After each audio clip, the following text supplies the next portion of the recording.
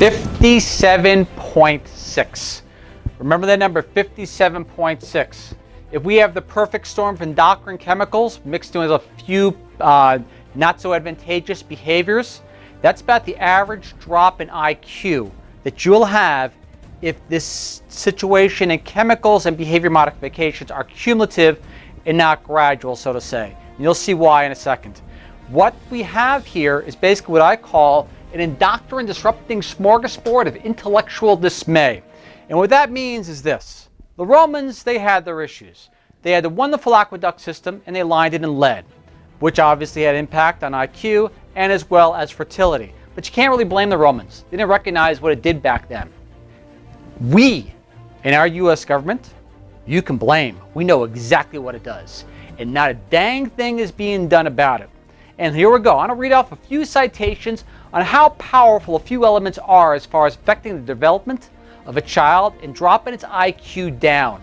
When you get them all together, it paints a really scary picture, and something's got to be done. I'm going to do it really fast as not to bore you, but at the same time, prove my point. Let's start off. Prenatal exposure to common household chemicals linked with substantial drop in IQ, published in Journal Public Library of Science, Online 1. And regular IQ decline was between 6.6 and 7.6 points. That's one chemical.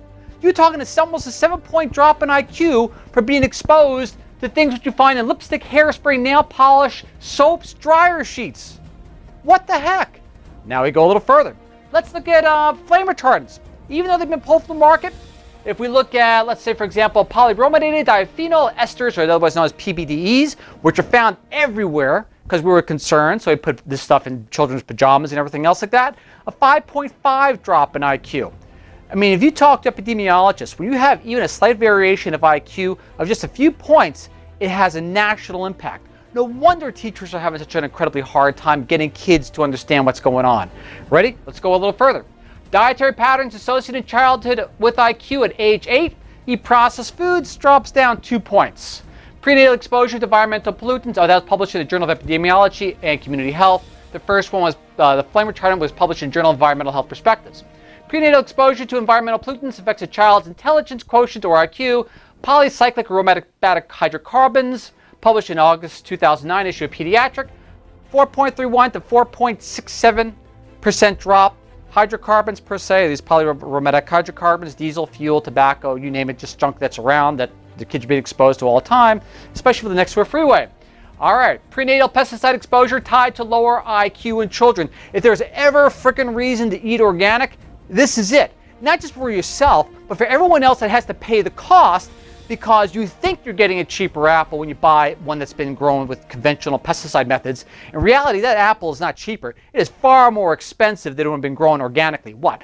But production values from organic to conventional is only about 8 to 9%, they found out. All right, so how far does organophosphate pesticides drop the IQ? If you really want that cheaper apple turnover at your favorite fast food place, drops it down between 5.5 points on average. Chlorpyrifos, published in the Online Journal of Neurotoxicology and Teratology, average about 3-point decline. Some will argue even more. That's usually that decline is average in boys. Cannabis smoking in teenagers. I don't care. If you smoke pot in the house or whatever it is, keep it away from the kids with developing brains. By the time they reach the age of 38, it will result, on average, and this was published in the, let's see, on this one, the Journal Proceedings of the National Academy of Sciences. Ready for the IQ drop? 8 points. 8 points. And now for the politically touchy one. This has to do with morbidly obese children. When they looked at this was published in the Journal of Pediatrics, what they looked at morbidly obese children, these are children 150% above their ideal body weight. This is the main kicker. Ready for this? Their brains showed cognitive delays, obviously, and brain lesions similar to those seen in Alzheimer's disease patients. Know what the IQ drop was for a child that's unfortunately bound by morbid obesity?